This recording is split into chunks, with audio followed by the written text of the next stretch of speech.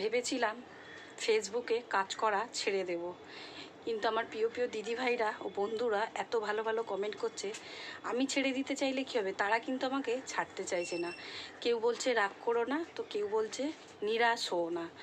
আমরা 2-3 বছর পর আমরা এক বন্ধু কমেন্ট করেছে, দিদিভাই আমি 3 বছর কাজ করার পর আমার ফার্স্ট পেমেন্ট ঢুকেছে।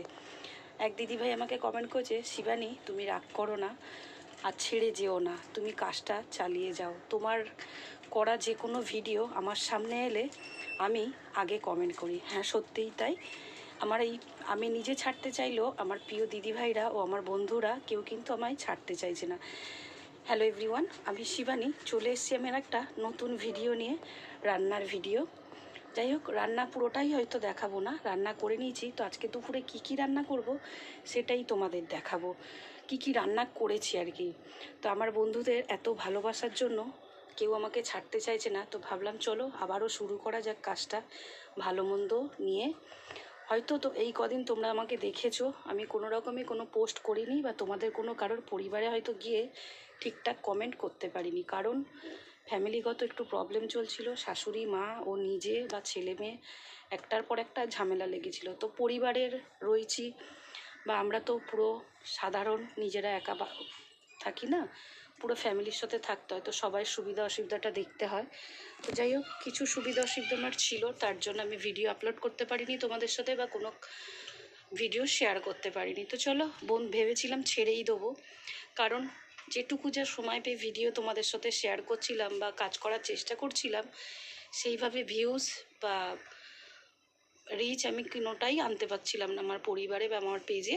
যাই হোক, ছাড়তে চেয়েছি, আমার প্রিয় বন্ধুরা আমাকে ছাড়তে চাইছে না। তো তোমাদের ভালোবাসার জন্য আমি আবারও চেষ্টা করছি কাজ করবার বা না ছাড়বার।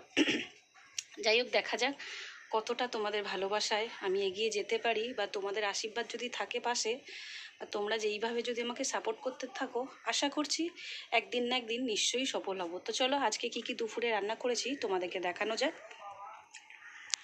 দেখো, আজকে রান্না করেছি মুসুরির ডাল টমেটো দিয়ে, 5 ফোড়ন তেজপাতা আর শুকনো লঙ্কা ফোড়ন দিয়ে। এখানে করেছি এটা কি বলে আমুদি মাছ, বেগুন টমেটো পেঁয়াজ দিয়ে গামাকা ঝাল। টেস্টি লাগছে গো। হ্যাঁ, খাবে, খেলেই বুঝবে, ইয়াম্মি।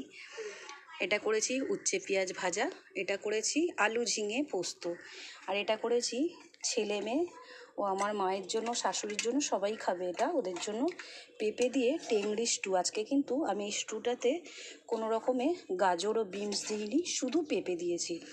আর তোমরা ভাবছো স্টুতে তো এত কালার কেন হয়েছে, তো তোমাদেরকে বলি, আমি স্টুতে কিন্তু গুঁড়ো লঙ্কাটা দিইনি, টমেটোটা দিয়েছি, তার জন্য কিন্তু এত সুন্দর একটা কালার এসে দাঁড়িয়েছে। তো আমার এই দুপুরে রান্নার মেনুগুলো তোমাদের কেমন লাগলো অবশ্যই কিন্তু কমেন্ট করে জানাতে ভুলো না। আর তোমাদের মন গড়া কমেন্ট একটা আমার পেজে রেখে যেও, কার কি মতামত সেটা প্লিজ জানিয়ে যেও। কেন অনেক দিন পর আবারও কাজ শুরু করলাম বন্ধুদের ভালোবাসায়, বন্ধুরা কেউ ছাড়তে চাইছে না আমাকে। যাই হোক, তোমাদের এই ভালোবাসাটা পেয়ে বা তোমাদের এই সুন্দর সুন্দর কমেন্ট পেয়ে সত্যিই আমার কাজ করতে আরও উৎসাহ করে দিল। বা ভেবেছিলাম রাগ করে ছেড়েই দেবো ফেসবুক, কেননা একটা ভিডিও যারা ভিডিও করো বা যারা আমাদের মতন কন্টেন্ট ক্রিয়েটার আছো, তারা জানো যে ফেসবুকে ভিডিও করে ছাড়া বা কাজ করা এতটা কিন্তু সোজা ব্যাপার না, এতটা ইজি ব্যাপার না। খুব কষ্টদায়ক জিনিস কিন্তু একটা ভিডিও করা, তার শ্যুট নিয়ে একটা এডিট করে ছাড়া একটা ঝামেলা, বিশাল বড় ঝামেলা। তো আমরা হয়তো 5-10 মিনিট বা 2 মিনিট 3 মিনিটের ভিডিও দেখে ভাবলাম বাহ ভিডিওটা ভালো হয়নি বা ভালো হয়েছে, যার যেটা মতামত কমেন্ট বক্সে রেখে চলে যায়। কেউ ভালো কমেন্ট করে তো কেউ খারাপ কমেন্ট করে, তবে এই ভিডিওটা যে আপলোড করে ছাড়ছে সেই বোঝে এর পরিশ্রমটা কতটা।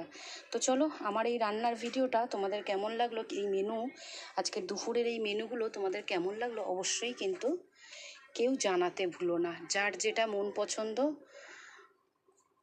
কমেন্ট আমার পেজে রেখে যেও। তো চলো টাটা, আজকের ভিডিওটা এই অবধি। আশা করছি আবারও তোমাদের সাথে হাতে হাত মিলিয়ে আমি আবারও কাজটা চালু করতে পারবো।